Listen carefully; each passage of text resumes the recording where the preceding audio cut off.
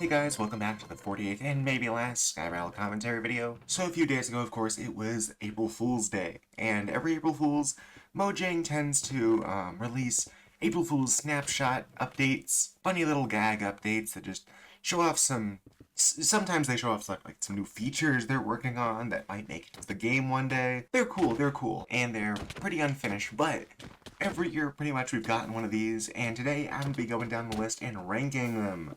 All of them, unless I somehow forgot one. I'm looking at the wiki page. So the first one in 2011 introduced the Steve Co. Supply Crate Locked Chest. From what I understand, it was a reference to Team Fortress 2, and it was basically just a shop, I think cosmetic shop. I don't think it actually worked or anything, but it was kind of a fun little gag. Not the most intensive April Fool snapshot we've ever seen, but I mean, you gotta start somewhere. And then in 2012, there wasn't an actual Minecraft-related one, but in 2013, Notch introduced the long-awaited Java Edition 2.0 update. And from what I remember hearing about this over the years, there's actually a few blocks in here that made it into the game, like Tinted Glass. It took a while, but Tinted Glass is in this update, I believe. Coal blocks, which it's wild that these weren't always in the game. And just fun things like the Ethos Slab, the Pink Wither, all sorts of fun stuff. Amazing update. And then in 2014, it was the Villager Takeover update. Basically, everybody's Minecraft skins turned into villagers. Just a fun little skin thing. Again, not a huge thing, but you know, kind of funny, you know. Everyone's a villager. And then in 2015, they released the Love and Hugs update. Most damage was replaced by hearts and love, I guess. There was a secret QR code you could get that revealed the combat update early. There was a pink wither again. Lots of cool stuff. And an overall funny concept. Like, I feel like 2.0 and this update are they really fit the theme of the current type of April Fool's Day jokes that they pull. Then in 2016, they had the Trendy update, which featured fancy blocks such as the Charger block, ooh, and also reality vision goggles. Cool stuff, you know? I know the least about this one, actually. I keep forgetting about this update when I think of April Fool's jokes. I don't know why. I just do, I guess. It's a funny concept for an update. I feel like it's in line with like maybe last year's one, which we'll get to, where it's just like one concept hugely expanded. But I've never played it. I probably should play all these. Maybe that's a video for another day, actually. Then again, in 2017, they didn't really do an in-game Minecraft funny, but in 2018 they released the texture update, where all the textures were updated into 8-bit color versions of their old textures. I believe this was also around the time when they actually got like real texture artists, which kind of funny. kind of minimal stuff going on in this update besides just textures, I guess. I mean, most of the other April Fool's jokes had stuff changed in game, but this one did not. But I still think it's a funny concept and all, you know, like maybe if it had like more like 8-bitty or like retro themes, I think that might have made it better, but overall it's fine. Then in 2019 they released Minecraft 3D. Ooh, cool. From what I can find, it was just kinda... From what I can find, it was a Doom-inspired game, which, you know, Doom can run on everything, but including Minecraft, I guess. I forgot this was the update that year. I feel like if they combined the 8-bit one with this all into one, that would make it pretty cool. But all the textures in this are pretty messed up and probably pretty 8-bitty, so you know, it works.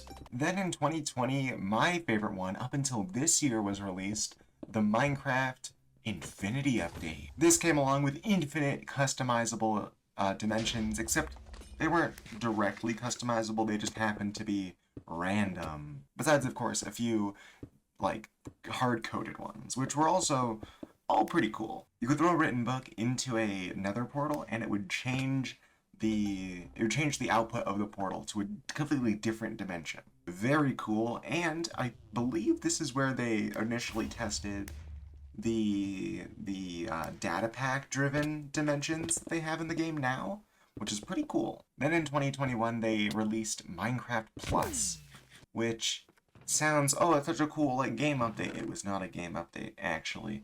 It was a screensaver one.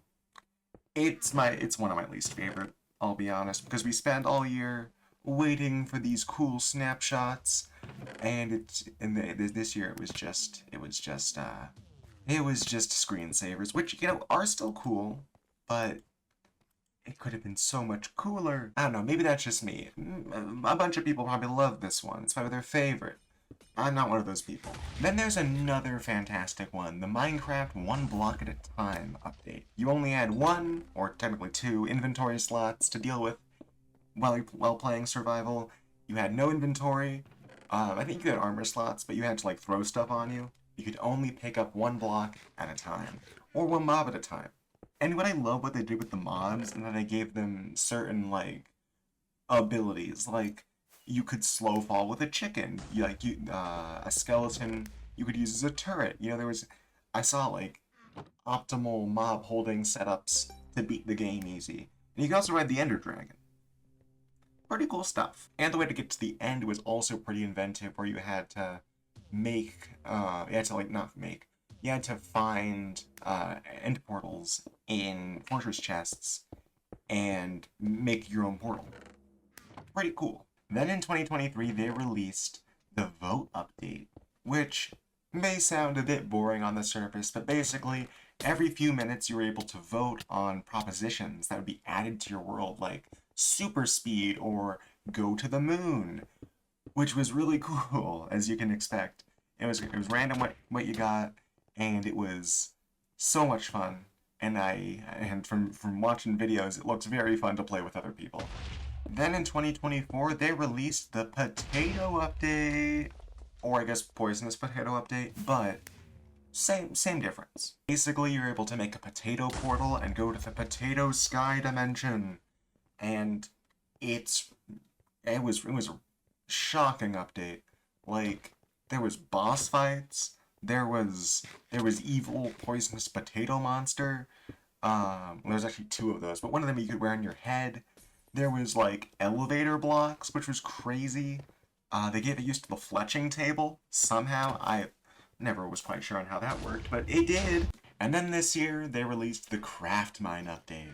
And the Craft Mine update, basically, instead of mining crafts, you crafted mines. That's a bad way of saying it. That doesn't make any sense at all. But that's what it is. Basically, when you load into a world, you were put into like a Minecrafter place where you were able to like craft specific dimensions that you were able to travel to, and I guess just like level up your skills. Yeah, have you seen the data pack Roguecraft? Kind of like that, but like also very different, and also very cool. And that was the last update, so that about wraps it up for today's video. I hope you enjoyed. Can't wait to see what they do next year. They always knock it out of the park these past few years. So thank you for watching, and I will see you next time. Bye!